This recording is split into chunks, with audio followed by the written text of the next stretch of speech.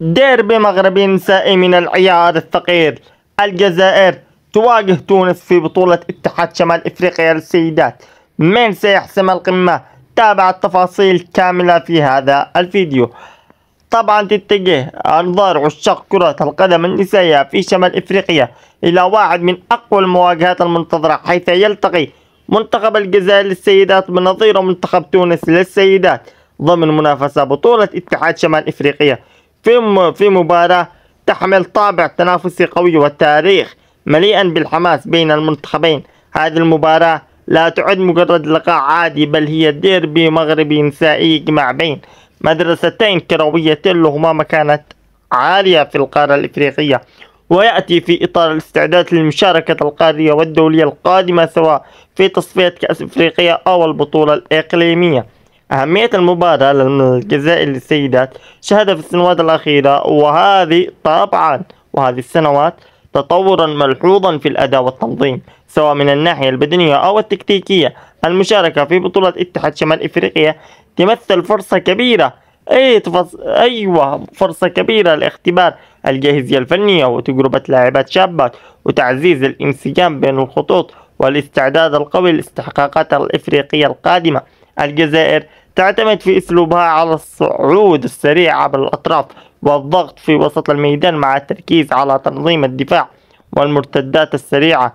طبعا منتخب تونس بدوره لا يقل طموحا، حيث يسعى هذا الجيل إلى إثبات حضوره بقوة إلى الساحة الإقليمية المنافسة على لقب البطولة، بناء منتخب قادر على المشاركة القوية في كأس إفريقيا للسيدات.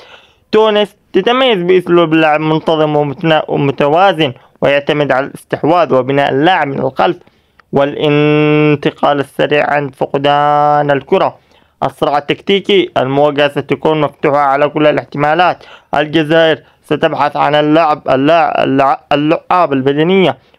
البدني والسرعة في التحولات الهجومية، وتونس ستسعى إلى فرض إيقاعها عبر الاستحواذ والتمريرات القصيرة. الصراع في وسط الميدان سيكون مقترح طبعا مفتوح للمباراة الحقيقية، ومن ينجح في السيطرة هناك ستكون له الأفضلية. اللاعبات الأبرز المتوقع تألقا، كل منتخب يليق بالمواهب الصاعدة. في الجزائر هناك لاعبات يمتلكان السرعة والتسديد القوي من خارج المنطقة، وفي تونس توجد لاعبات يتمتعان بالذكاء التكتيكي وقدرة على صناعة اللعاب. التألق الفردي قد يحسم المباراة، خاصة في الكرات الثابتة أو الهجمات المرتدة. والآن نكلمكم متى موعد مباراة الجزائر وتونس في اتحاد شمال افريقيا للسيدات. طبعا المباراة بتقام ب2 ديسمبر أي 2/12/2025. المباراة طبعا بتقام الساعة 2:30 بتوقيت الجزائر وتونس والمغرب، والساعة 3:30 بتوقيت مصر والسودان، والساعة 4:30 بتوقيت السعودية واليمن والعراق ولبنان.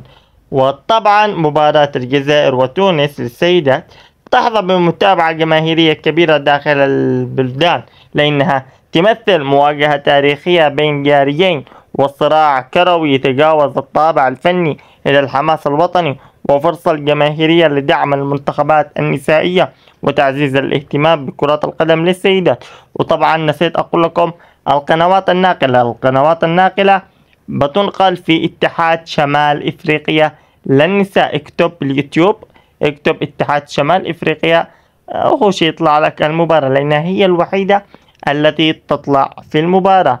والتوقعات العامة للمباراة، من الصعب الجزم بنتيجة محددة، لكن التوقعات تشير إلى مباراة قوية وأهداف محتملة بين الجانبين، وحذر دفاعي في الدقائق الأولى وفتح اللعاب في الشوط الثاني، والفريق الذي سيستغل الفرصة بشكل أفضل ستكون له الكلمة الأخيرة. مباراة الجزائر وتونس في الخلاصة في اتحاد شمال إفريقيا للسيدات ليس مجرد مواجهة في بطولة إقليمية، بل هي اختبارا حقيقيا لمستوى الكرة النسائية في البلدين، وفرصة لإبراز المواهب وخطوة مهمة نحو المنافسة القارية. واكتب لنا بالتعليقات من تتوقع أن يفوز، هل الجزائر أو تونس؟ واكتبوا لنا في التعليقات، ودمتم في أمان الله وحفظه.